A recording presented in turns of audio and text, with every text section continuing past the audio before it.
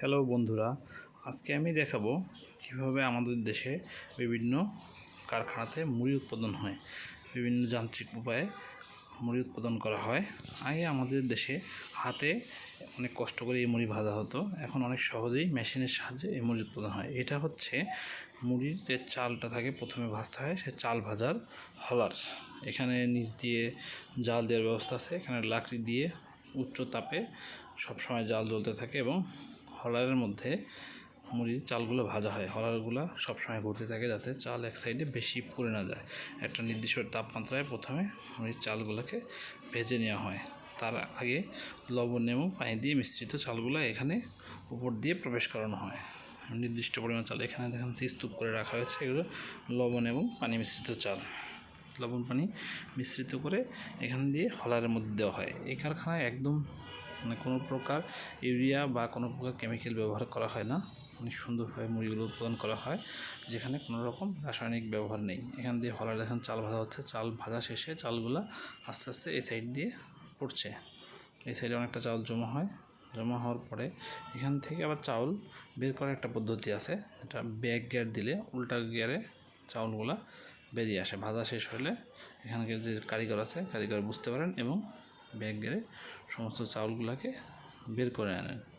বের করে আনার পরে চাউলগুলা এভাবে করে ধাক্কা দিয়ে একটা ইসের সাহায্যে, প্লেটের সাহায্যে সবগুলোকে একটা সাইড করা হচ্ছে, যেগুলো ভাজা চাউল। এবং ওই সাইডে রয়েছে ভাজা ছাড়া, যেগুলো হচ্ছে লবণ এবং পানি মিশ্রিত চাউল।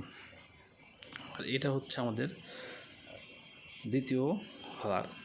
এই সাইডে বাম পাশে যেটা দেখতে পাচ্ছেন, প্রথমে এই ভাজা চাউলগুলো স্তূপ করে দ্বিতীয় হলারের কাছে আনা হচ্ছে সুন্দরভাবে। এগুলো অনেক গরম, এই জন্য এগুলোকে হাতে ধরা যায় না, তাই এগুলো একটা প্লেটের সাহায্যে, কাঠযুক্ত যে প্লেট থাকে প্লেটের সাহায্যে ধাক্কিয়ে এখানে এনে স্তূপ করা হচ্ছে।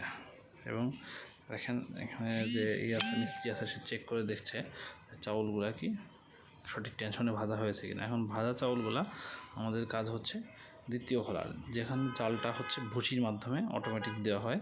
কাঠের ভুসি দিয়ে এখান থেকে দেওয়া হয় এবং এটা দেখেন, এটা দিয়ে উঠে এই হলারের মধ্যে এখান দিয়ে এখানে চাউলটা দেওয়া হয়েছে। ভাজা চাউল, অর্ধেক ভাজা চাউল যেটা, এটা এখন মুড়ির জন্য দেওয়া হয়েছে।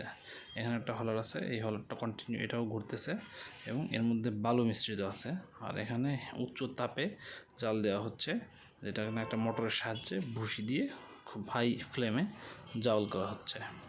এবং দেখেন এখানে জাল জ্বলছে এবং এই হলারটাও ঘুরছে। ঘুরতে ঘুরতে এখানে ভিতরে যে চাউলগুলো দেওয়া হয়েছে এগুলো মুড়ি হয়ে এই সাইড দিয়ে বেরিয়ে আসছে। দেখেন কত সুন্দর সাদা ধবধবে মুড়ি হয়েছে।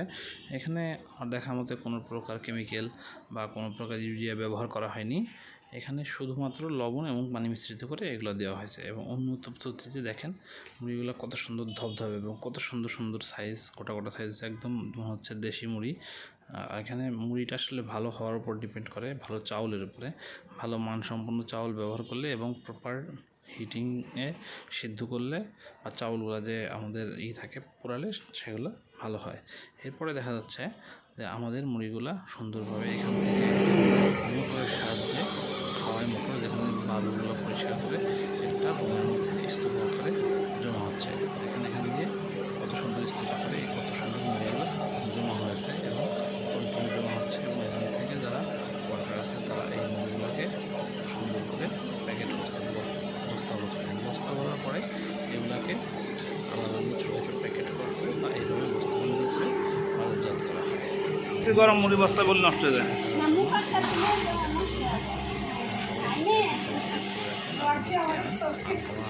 না, ভিডিও না, আপনাকে ছবি তুলতেছেন, মুড়ি ভরা মুড়ির স্তূপ দেখে মনে হচ্ছে খাই, ওই চলে গেছিলাম।